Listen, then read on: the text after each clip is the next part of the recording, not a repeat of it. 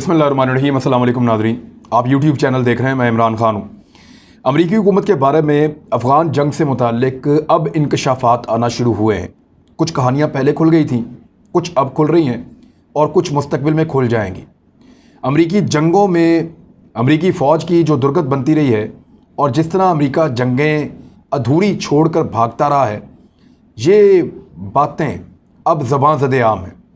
पूरी दुनिया से अमेरिका का ऐसा लगता है कि खौफ ख़त्म हो गया है और इसीलिए अमेरिका अपने सारे मिशन समेट कर वापस अपनी सरजमीन पे जा रहा है।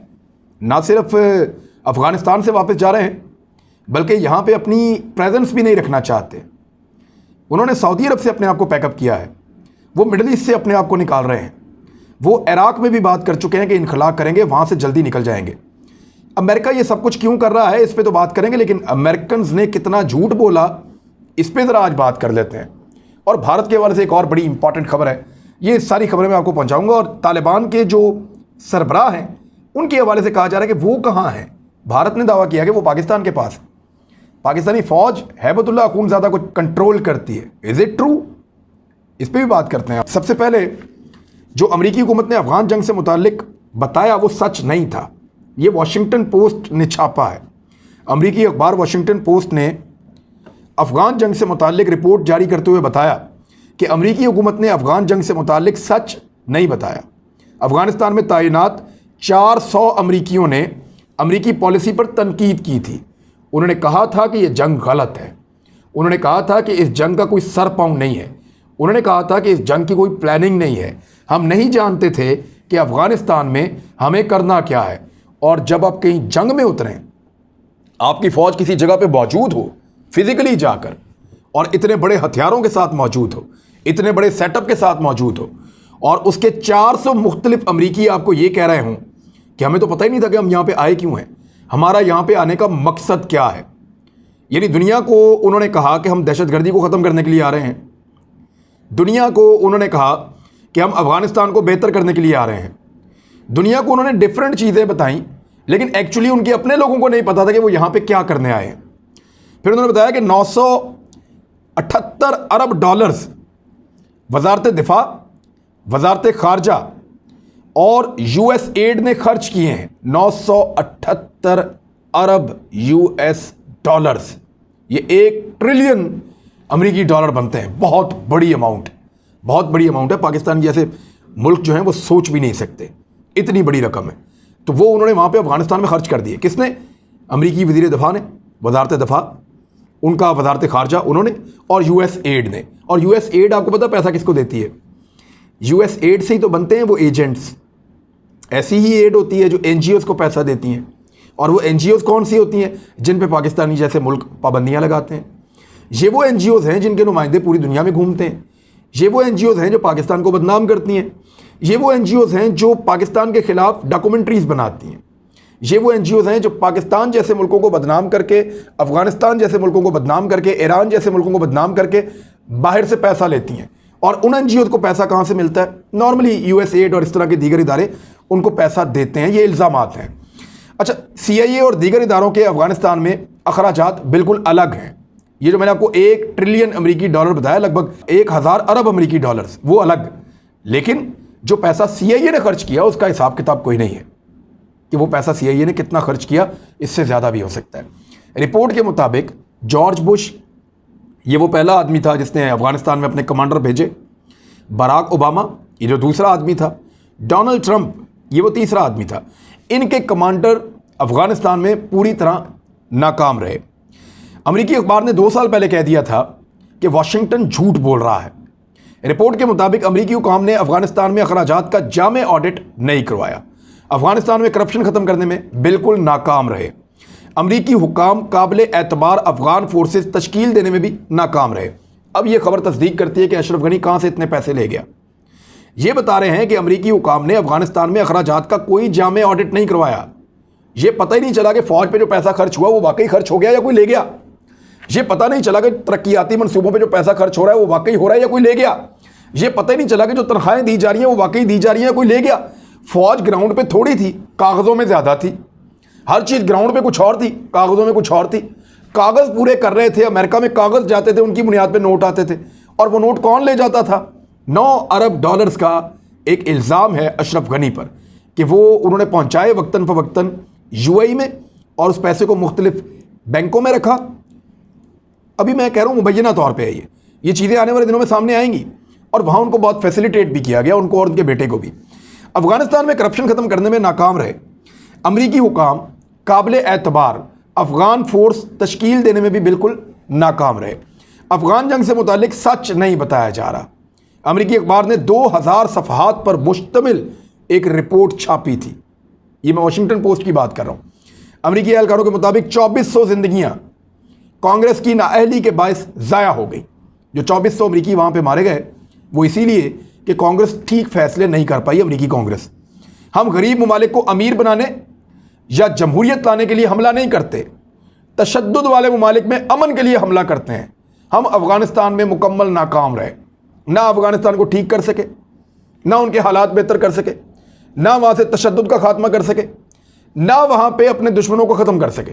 तो कुछ भी हासिल नहीं किया अमेरिका ने अफ़गानिस्तान में। ये एक रिपोर्ट छापी गई थी। अब आ जाएं, मैं आपको बताने वाला हूँ कि अमेरिका के साथ इराक़ में क्या हो रहा है। अफ़गानिस्तान के बाद इराक़ से भी उन्होंने दौड़ लगा दी है। जुलाई में अमेरिकी सदर की एक यानी 26 जुलाई को मुलाकात हुई थी जो बाइडन की, और उन्होंने इराक़ के हवाले से ये कहा था कि वो अपना जंगी मिशन जो है उनको ख़त्म कर देंगे, लेकिन इराक़ी फ़ौज की तरबियत है वो करते रहेंगे। तो फ़ौज की तरबियत अमेरिका कैसी करता है वो हमने अफ़गानिस्तान में देख ली। वहाँ पे भी पैसा ज़ाया किया था, यहाँ पे भी पैसा ज़ाया करेंगे और कुछ नहीं कर सकते।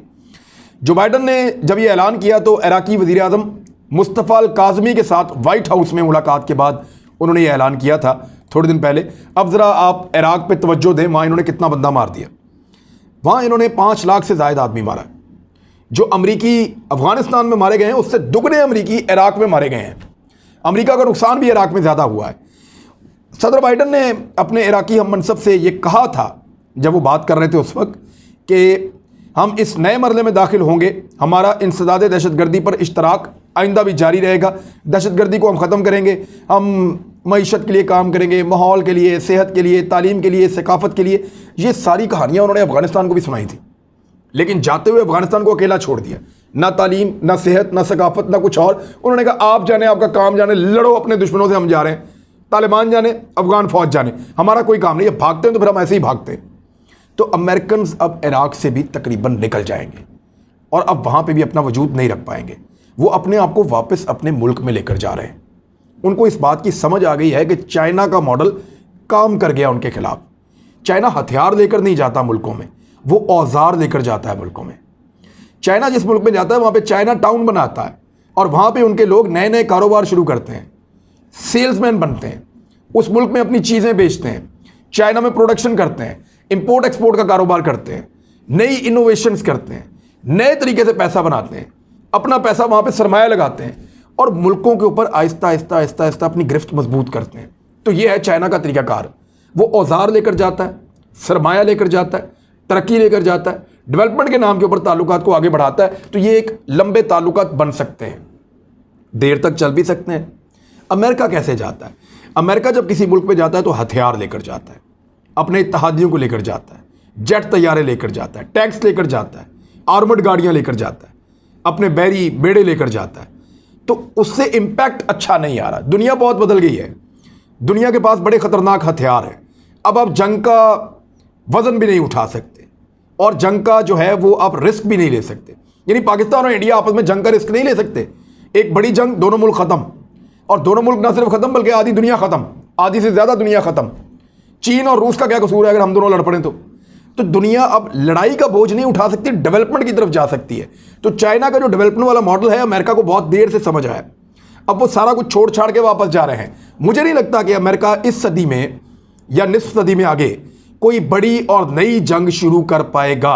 हाँ, ये ज़रूर होगा कि अमेरिका कहीं ना कहीं कोई ना कोई छोटा मोटा पंगा करके अपने आप को साबित करने की कोशिश करेगा, लेकिन बड़ी जंग अब वो नहीं लड़ पाएगा। और अमेरिका इससे पहले भी जहां जंग लड़ने गया झूठ बोलकर गया।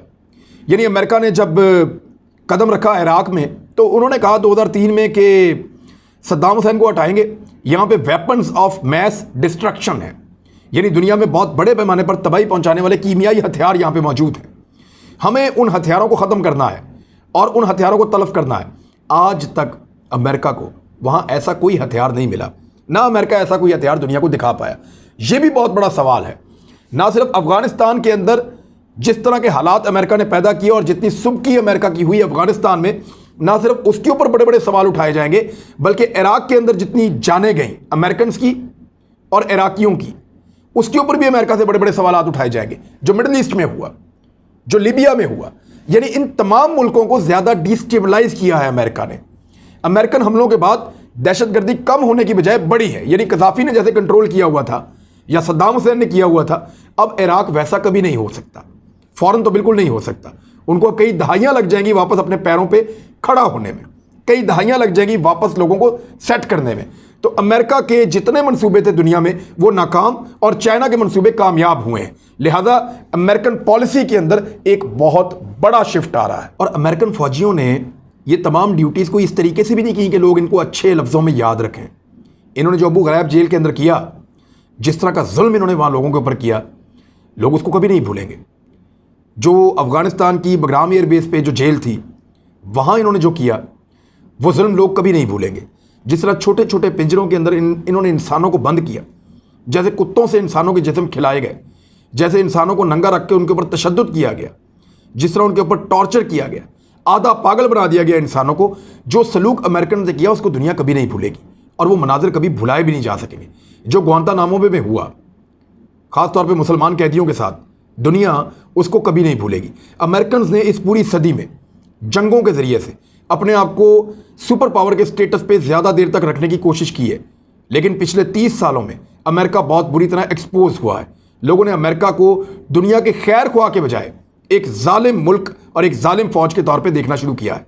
और एग्जैक्टली हुआ भी ऐसा ही है। जिस तरह का सलूक इन्होंने किया, जिस तरह की तस्वीर सामने आई, जिस तरह की वीडियो सामने आई, उससे ये इम्पैक्ट बनना था जो बना है बदकिस्मती से अमेरिकन के खिलाफ। हो सकता है कि अमेरिकन लोग ऐसा ना सोचते हों, लेकिन अमेरिकन इंतज़ामिया और उनकी हुकूमतों ने वो किया जो कोई भी नहीं चाहता था। और उसके खिलाफ दुनिया में जो बड़े बड़े मुजाहरे हुए, वो हुए कहाँ? अमेरिका में। अमेरिकन ने खुद खड़े होकर मुजाहरे किए अबू गराब जेल के अंदर होने वाले जुल्म के खिलाफ, ग्वांतानामो में होने वाले जुल्म के खिलाफ, जो जुल्म उन्होंने अफगानिस्तान में किया उसके खिलाफ। ये एक स्टोरी है मेरे पास, है तो 10 साल पुरानी, लेकिन आप सुनेंगे आपके रोंगटे खड़े हो जाएंगे। अमेरिकी फौजियों ने खेल के लिए अफगान शहरियों का कत्ल किया है अफगानिस्तान में, और ये द गार्जियन के अंदर ये खबर छपी है। वो बता रहे हैं कि 12 अमेरिकी फौजियों को एक खुफिया किल टीम के इल्जामात का सामना है, जिन्होंने मुबैना तौर पे अफगान शहरियों का बेईमाना कत्ल किया और इनकी उंगलियां बतौर इनाम इकट्ठी की। ट्रॉफी, हम जाते हैं ना शिकार खेलने के लिए, तो अब कोई बहुत बड़ा हम ट्रॉफी बुकिंग करते हैं, वहाँ पे आईबैक्स की ट्रॉफी हमने खेलनी है मारखोर की, या कोई हिरन की ट्रॉफी हमने खेलनी है अफ्रीका में जाके, तो बताते हैं जी इतने रुपए की है, वो पैसे आप जमा करवा देते हैं, इतने डॉलर्स की है, और फिर आप जाते हैं जाके उसकी हंटिंग करते हैं, वो ट्रॉफी आपको देते हैं, आप स्टफ़ करके अपने घर पे लगाते हैं। तो जानवरों की ट्रॉफीज़ ऐसे शिकार की जाती हैं। वो इंसानों को मारते थे, उनकी उंगलियों को बतौर ट्रॉफी ले जाते थे, बतौर ट्रॉफी उनकी उंगलियां रखते थे कि मैंने इतने आदमी मारे और मैंने इतने आदमी मारे। ये पूरी एक रिपोर्ट छपी हुई है, मैं आपको पढ़ के नहीं सुना सकता इन्होंने कितना जुल्म किया और कितना जबर किया, और ये अफगानियों के ऊपर। अभी चंद दिन पहले मैंने वीडियोज़ भी ऐसी देखी हैं, यहाँ पे इंसानी हकूक़ के अलमबरदार जो है वो चुप हो जाते हैं, ज़्यादा बोलते नहीं हैं। तो फिर आ जाते हैं एक और वीडियो की तरफ और एक और खबर की तरफ, और ये खबर छपी है NDTV में, इंडिया ने इसको छापा है। वो ये कहते हैं कि Taliban chief may be in Pakistan army custody, sources site foreign Intel. ये कह रहे हैं कि इंटरनेशनली इनके पास एक खबर आई है कि हैबतुल्लाह अखुंज़ादा, जिसको अपॉइंट किया गया था 2016 में तालिबान के चीफ के तौर पे, इस वक्त तालिबान के जो चीफ हैं, सरबराह हैं, वो हैबतुल्लाह अखुंज़ादा हैं। उनके बारे में ये कह रहे हैं कि उनको अपॉइंट किया गया मई 2016 में, इसलिए कि मुल्ला अख्तर मंसूर जो हैं उनको एक ड्रोन हमले में अमेरिका ने शहीद कर दिया था। अच्छा, मुल्ला अख्तर मंसूर के बाद जब ये बने हैबतुल्लाह अखुंज़ादा, ये वैसे तो एक रूहानी शख्सियत है, इनको ज़्यादा लोग फाइटर के तौर पे नहीं जानते, रूहानी शख्सियत के तौर पे ज़्यादा लोग जानते हैं। लेकिन इंडिया ने अब एक अजीबोगरीब भोंडा नया इल्ज़ाम लगा दिया है जिसका कोई सबूत भी नहीं है उनके पास। यानी वो अफ़गानिस्तान में नेटो के तमाम मुल्क बशमूल अमेरिका सुपर पावर, इन सब की दुर्गत और इनकी हार के लिए पाकिस्तान को बिला वजह तमगा पहना रहे हैं कि पाकिस्तान की वजह से ये सब हारे हैं। अफगान फ़ौज जो 3 लाख की तादाद में थी, बड़ा जदीद असला था उनके पास, उनकी एयरफोर्स भी थी, उसकी सारी तबाही और बर्बादी के लिए वो कह रहे हैं जी जिम्मेदार पाकिस्तान है जी। और जो अब इस वक्त उन्होंने एक नया शोशा छोड़ दिया कि तालिबान के जो चीफ हैं अखुनज़ादा, यानी हयाबतुल्लाह अखुनज़ादा, वो भी पाकिस्तान के पास है।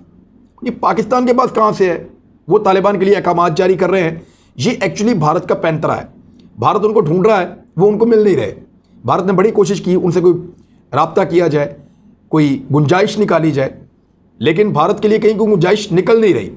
तो फिर उन्होंने इस खदशे का इजहार किया कि बहुत मुमकिन है कि ये पाकिस्तान के पास ही हो और पाकिस्तान ही ये सारी गेम कर रहा है। तो इस किस्म के हरबे वो कर रहे हैं। चीज़ें चंद दिनों में सामने आ जाएंगी और बहुत क्लैरिटी हो जाएगी। तो मेरे ख्याल में तब तक के लिए इंतज़ार करना चाहिए। भारत को एक के बाद एक शर्मिंदगी हो रही है, मज़ीद होगी। अब तक के लिए इतने, अपना ख्याल रखिएगा, अपने इस चैनल का भी। अल्लाह हाफ़िज़।